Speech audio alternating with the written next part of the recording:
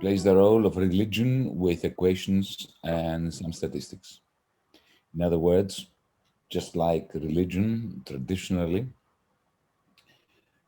played the role of legitimizing existing power, the power of the emperor, the power of the feudal lord, and at the same time was utilized by usurpers and rebels in order to oppose the oligarchs, the feudal lords' rule through some kind of heretical schism. That is the role that economic theory plays.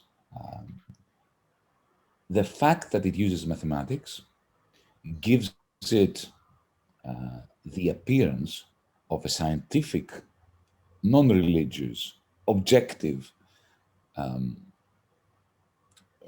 role that increases its religious power. And especially when you combine that with statistics, the power of this religion is turbocharged because there is nothing as powerful as the misuse of statistics. And when I say about misuse, I'm not talking about so much, an intentional attempt to defraud people. No, it's far worse than that. Most of the economists using empirical data out there are doing their best to come to the truth. But, and this is something that I had an experience of as a young econometrician statistician. If you are taught to emulate physics in the social realm as an economist, econometrician, statistician, then by definition, this is, there's no other way of doing it. You start with a mathematical model, your theory, your theorem.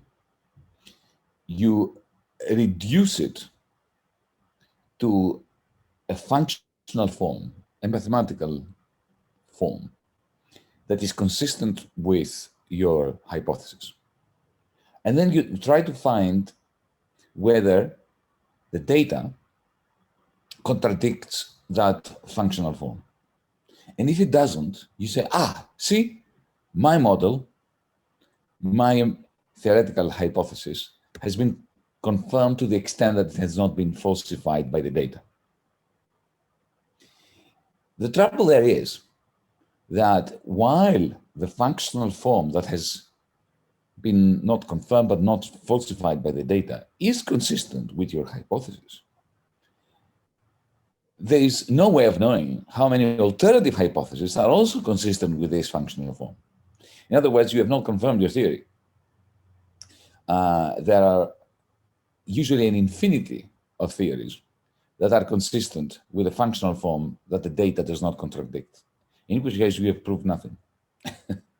And the reason why that is not a problem in physics or in other natural sciences is the fact that they have the laboratory, and we do not have the laboratory. I mean, we do have economic labs, and I've spent 10 years of my life doing economic experiments, but we cannot do an economic experiment regarding the euro crisis.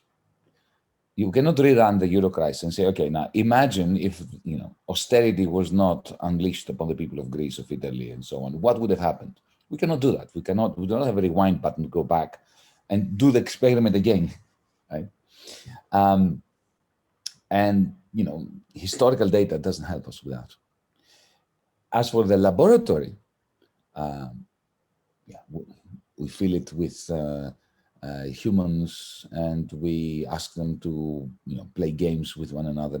We pay them depending on how they behave within the parameters of a game.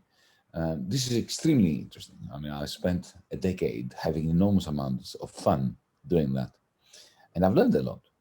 But in the end, right, all you can do is you can test hypotheses of how people behave in the lab, which does not necessarily throw light on what's going on out there. So this is the reason why it is impossible, even if you try, to use economic methods, both theoretical and empirical, in a manner that approaches any degree of objectivity.